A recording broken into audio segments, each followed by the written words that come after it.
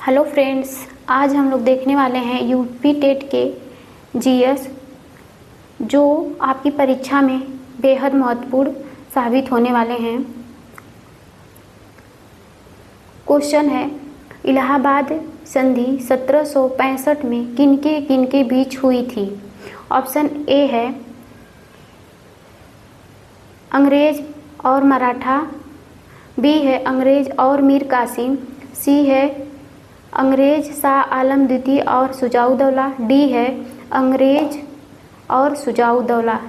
यह संधि किसके बीच हुई थी? ये ऑप्शन इसमें सी होगा, अंग्रेज शाह आलम द्वितीय और शुजाउद्दौला। यह संधि शाह आलम द्वितीय और शुजाउद्दौला और अंग्रेजों के बीच हुई थी। जो अवध के नवाब थे, कौन? शुजाउद्दौला। और उसी समय इस संधि में बात कही गई थी कि अंग्रेजों के बीच कि बंगाल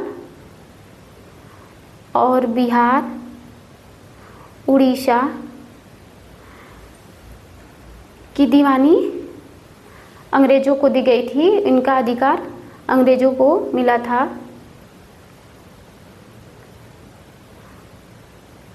क्वेश्चन नंबर दूसरा देखते हैं।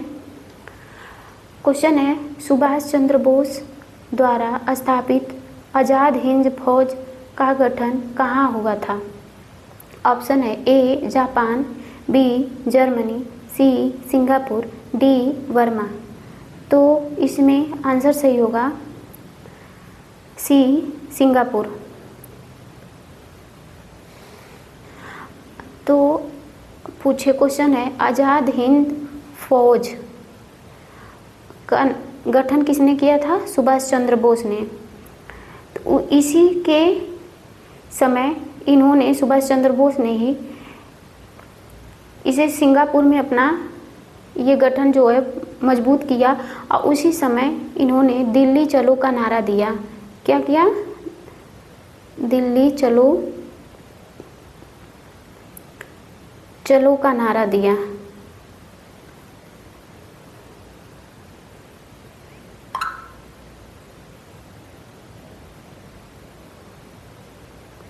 का नारा दिया।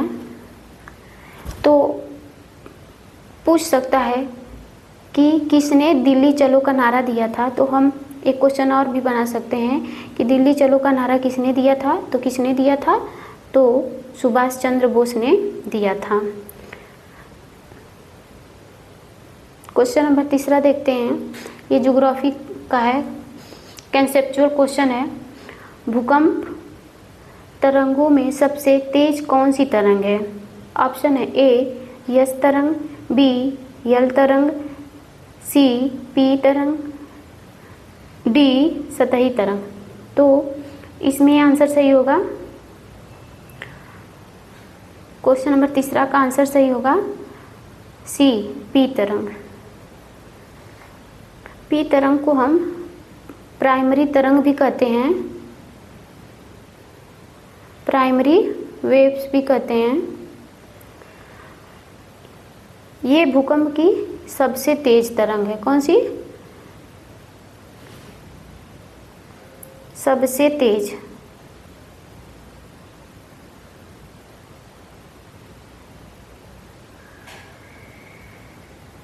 तरंग है पी तरंग। ये ठोस,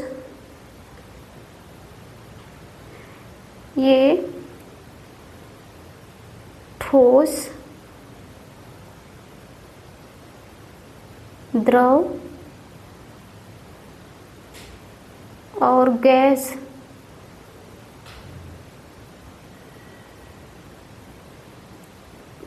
तीनों माध्यम से क्या करती है? गुजरती है। कौन सी तरंग? पी तरंग। पी तरंग ठोस, द्रव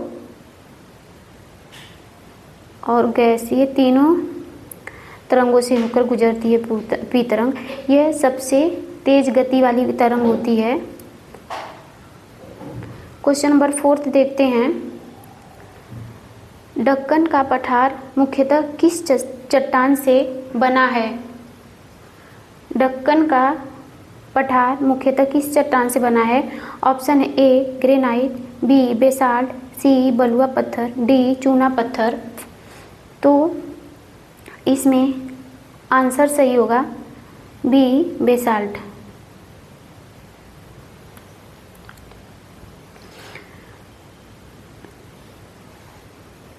बेसाल्ट चट्टानों का निर्माण यह ज्वालामुखी के फटने से जो लावा निक्षेप होते हैं उनसे बनते हैं। यह एक कठोर आग्नेय है। कौन सी? बेसाल्ट चट्टान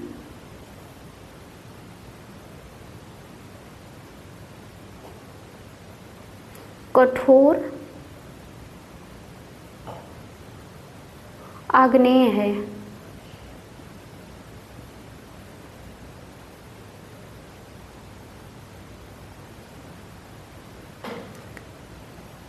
बेसाल्ट चट्टान कठोर आग्नेय चट्टान होती है। फिर क्वेश्चन नंबर 5 देखते हैं।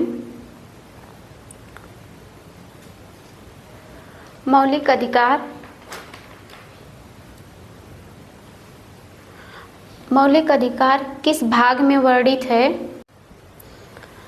मौलिक अधिकार किस भाग में वर्णित है? ऑप्शन है ए भाग 3, बी भाग 2, सी भाग 4, डी भाग 5। तो इसमें आंसर सही होगा ए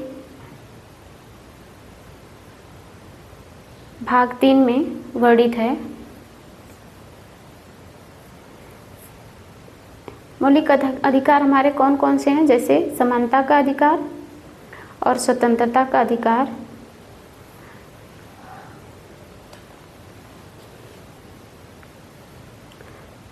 क्वेश्चन नंबर 6 देखते हैं। संविधान सभा के अस्थायी सदस्य कौन थे? Option A Rajendra Prasad, B Sachchidanand Sinha, C Jawaharlal Nehru, D B R. Ambedkar. तो अस्थायी सदस्य सच्चिदानंद सिन्हा थे। फिर अस्थायी सदस्य किसको बनाया गया? डॉक्टर राजेंद्र प्रसाद को। अस्थायी सदस्य संविधान सभा के अस्थायी सदस्य डॉक्टर राजेंद्र प्रसाद को बनाया गया है। और अस्थायी सदस्य किनको? सच्चिदानंद सिन्हा को बनाया गया। तो संविधान सभा के अस्थायी सदस्य कौन थे? अध्यक्ष कौन से? ये सच्चिदानंद सिन्हा थे।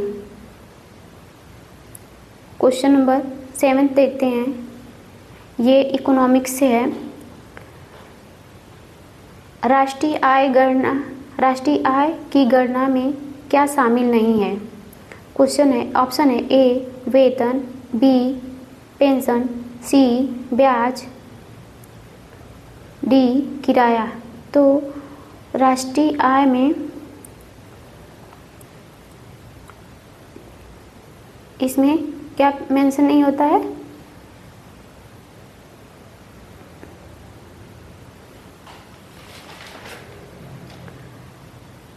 तो इसका आंसर बी सही होगा, पेंशन इसमें नहीं शामिल है। क्वेश्चन नंबर 8 देखते हैं।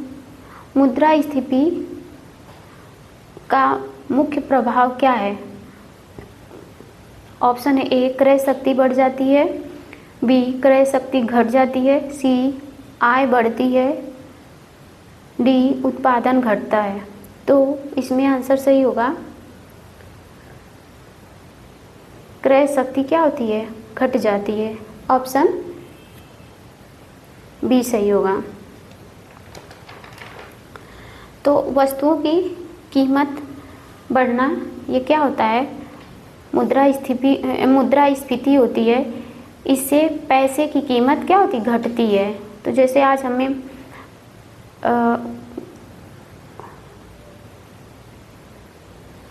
गैस की प्रॉब्लम हो रही है, तो उसी का आप एग्जाम्पल दे सकते हैं। वस्तुओं की कीमत क्या होती है? बढ़ जाती है। और मुद्रास्फीति जैसे पैसों की कीमत घटती है।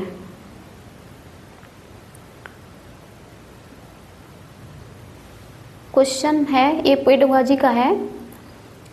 सामाजिक विज्ञान में इंक्वायरी मेथड का उद्देश्य क्या है? ऑप्शन ए है रटना, बी है प्रश्न पूछकर खोज करना, सी केवल पढ़ाना, डी नोट्स बनाना। तो इंक्वायरी मेथड क्या होता है? इसमें आंसर क्या होगा? बी सही होगा, प्रश्न पूछकर खोज करना।